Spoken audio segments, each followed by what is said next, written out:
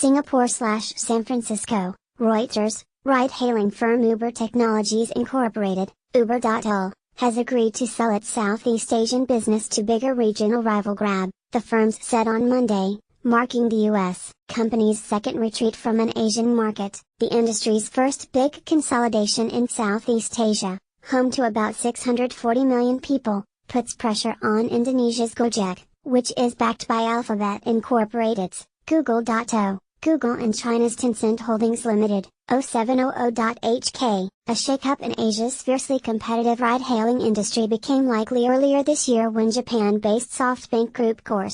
9984.T. Vision Fund made a multi-billion-dollar investment in Uber. It was really a very independent decision by both companies, Grab President Ming Ma told Reuters, adding that SoftBank CEO Masayoshi Son was highly supportive. Uber will take a 27.5% stake in Singapore-based Grab, and Uber CEO Dara Khosrowshahi will join Grab's board.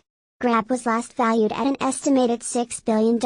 It will help us double down on our plans for growth as we invest heavily in our products and technology, Khosrowshahi said in a statement. The Competition Commission of Singapore, CCS, said it has the mandate to review whether any mergers will result in a substantial lessening of competition and to take action, but it has yet to receive a notification from the companies. For example, CCS can require the merger to be unwound or modified to prevent the substantial lessening of competition, the agency said in a statement. For Grab, the deal will help its meal delivery service, which will now merge with Uber Eats, compete with Gojek, according to a person close to Grab. Gojek is a dominant player in Indonesia, the region's biggest economy, and has rapidly expanded beyond ride-hailing to digital payments, food delivery, on-demand cleaning and massage. Gojek is such a different tap, with different behaviors. It is something I can't see Grab competing with well in Indonesia for a long time, like at least a year, said Vinny Loria,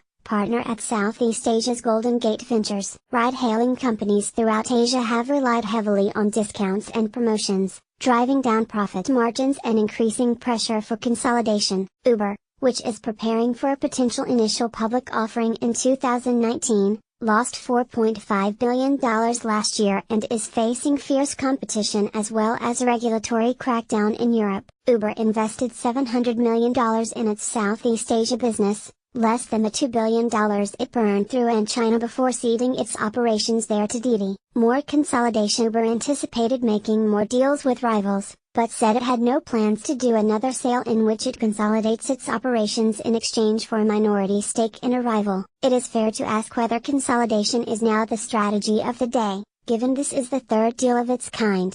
The answer is no, Khosrowshahi said in a note to employees that was shared with Reuters. One of the potential dangers of our global strategy is that we take on too many battles across too many fronts and with too many competitors.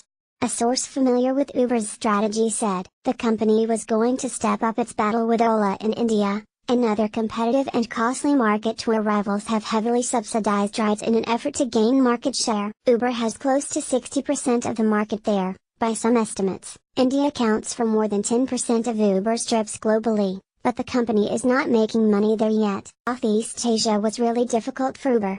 In India, that competition is not across so many different fronts, Loria said. Uber previously retreated from China and Russia under former CEO Travis Kalanick. The deal with Grab is the first operations sale by Khosrowshahi, who started in September. Rajiv Misra, chief executive of SoftBank's Vision Fund, had urged the company to focus less on Asia and more on profitable markets such as Latin America, according to a person familiar with the matter. He saw opportunities for mergers and joint ventures between SoftBank-backed ride-hailing companies, particularly for collaborating on R&D, but the investor would never get actively involved with management decisions, the person said. SoftBank is also one of the main investors in other ride-hailing firms including China's Didi Chuxing and India's Ola. Uber includes the United States, Australia, New Zealand and Latin America among its core markets, regions where it has more than 50% market share and is profitable or sees a path to profitability. A Grab spokeswoman said all Uber employees in its Southeast Asia operations would be offered employment in Grab. Reporting by Aradhana Aravinda in Singapore and Heather Somerville in San Francisco.